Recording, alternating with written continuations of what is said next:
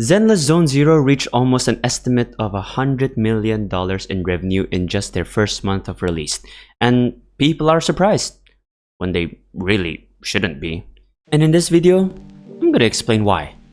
Of course, for starters, when I say people are surprised, I really mean people who are vocal about it online, as in like these content creators especially, who has been dumping on this game just because it hadn't been as open worldy as Genshin, it hadn't been as combat prowessy as Wuwa, and it hadn't been as visually stunning as Star Rail. So here's the thing though. The thing that makes Zenless Zone Zero successful boils down to two things, really. Number one, it's a Hoyoverse game. The thing is about Hoyoverse, something that they've done really well compared to their competitors over the past recent years is the fact that they're able to advertise their game really well, and their usage of media and promotion through like YouTube, Instagram, and all that crap is way further above anyone else that's doing it in the gacha space right now. So whether or not you even play gacha games to begin with, you've probably seen it. And I've honestly, personally, I've seen many of my own friends who are like, oh yeah, I've seen that game. Oh yeah, I even have a friend who wanted to play the game just because he wanted to play the mini games for some reason, and I didn't even know that those mini games existed. So I just kind of said, I guess, yeah, up to you if you want to try it. And reason number two, of course, this is the biggest reason in my opinion, is because this game is a lot more suited to the casual-minded people. What do I mean? It's because one, sure, the combat may be a bit too easy for people like me or like other people who venture into gacha games very often, especially the new gen gacha games like the three that I've mentioned before.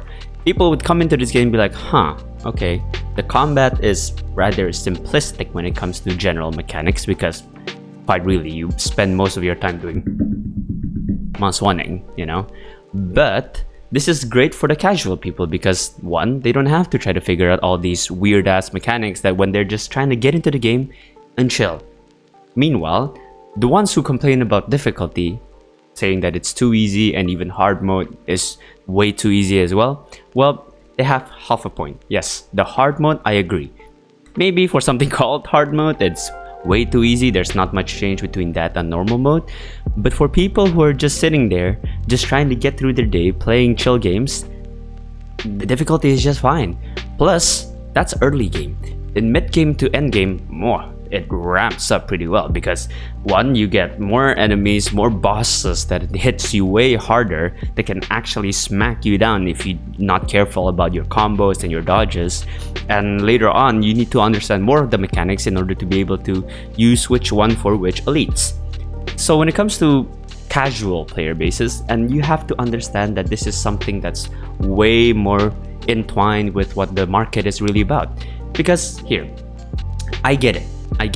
People want games, or at least these gacha games, because this is kind of a new revolution when it comes to the content that you get from gacha games and the quality that you get from gacha games. People want it to be something that's closer and closer to like AAA level playabilities.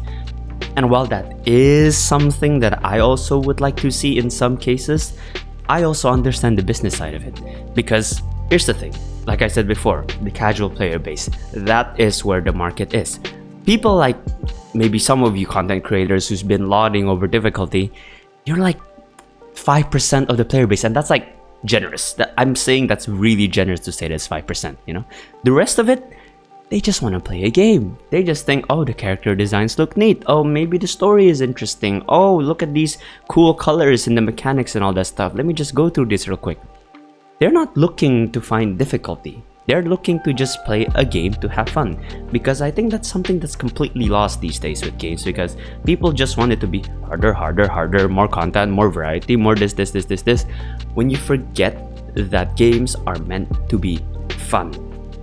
And here, okay, I'll just say 100 million when it comes to a Hoyoverse game is kind of weak. So you shouldn't be that surprised, honestly, because let's say Genshin Impact, if I remember correctly, like over 200 million in their first month. Wuthering Waves got about 140, and Star Rail was just a little bit behind that. So when it comes to like the overall sort of trend, Zenless is actually not that impressive. It's still impressive when you consider it standalone, yes, but compared to its predecessor, of course, you'd probably be wondering, okay, maybe there is some substance to the fact that this game isn't as popular as everything else. But the thing that you have to consider about Zenless is that this game is a lesser size than it is compared to Genshin, Wuthering Waves, and Star Rail. And you can just see it because, one, they didn't really market it that hard. Not as hard as their previous games. Mind you, you have to compare it, you know?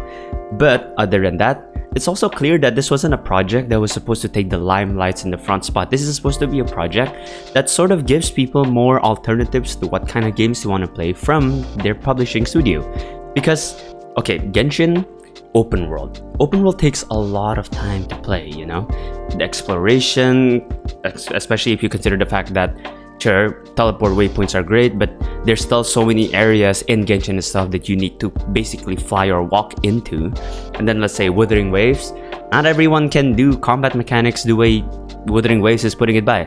And you might say, skill issue, and yeah, skill issue. Why? Because people aren't willing to spend that time to just try to improve something that they're probably not gonna get anything much out of in the end, you know?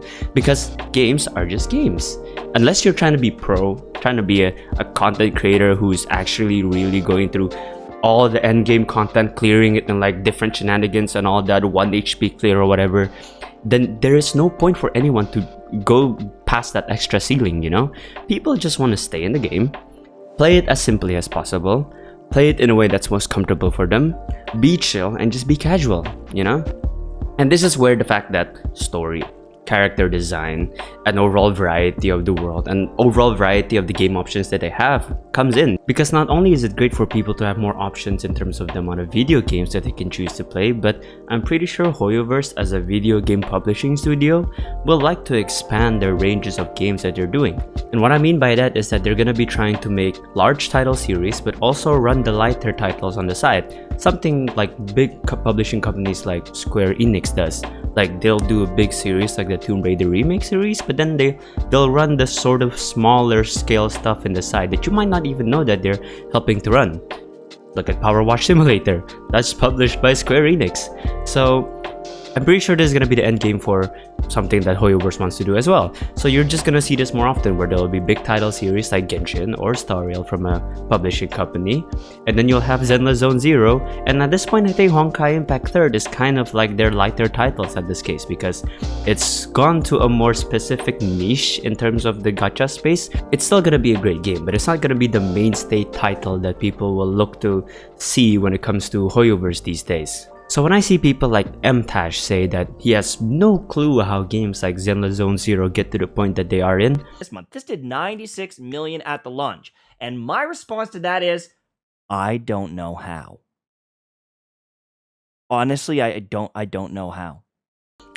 Well, what's there to be confused about, honestly? Because the market is there, and quite frankly, it's a decent game. You know, not every game has to be as, I don't know, super content or mechanically challenging as the way Wuthering Waves or Genshin is. Sometimes you just need something more casual. There's a reason why the most successful mobile video game of all time is Candy Crush. You think that's intuitive gameplay right there? No, but it knows what it wants to be. It knows its like market, and that's where it sticks. Done. They don't need to push further other than that, you know? And if you want to talk about the topic of revenue, okay, again, like I said, 100 million looks impressive, but then there's two things that you have to look at it. One, again, compared to its predecessor, not that impressive. And the second thing is people have to take into account that revenue is not profit. So whatever it is that they're making there, you still have to consider their maintenance costs, the cost of making the game in the first place. Like this person in this gaming forum said, like they could be making 100 million, but they could still be losing 50 million. Now, in the case of Zenless, I don't think they'll be making 100 million and they'll be losing 50 million, because that means their overall development budget is 150 million. And given that Genshin, something as big and as content sized as Genshin, took about 100 million to make in terms of what Hoyoverse has said before, I doubt Zenless is gonna be anywhere close to being 100 million in terms of development cost. Maintenance costs into the future, we don't know. But for now, 100 million sounds like a perfectly healthy revenue in terms of a monthly scale for a game that's not meant to be that big of a scale. And quite frankly, that's just where you have to look at it at.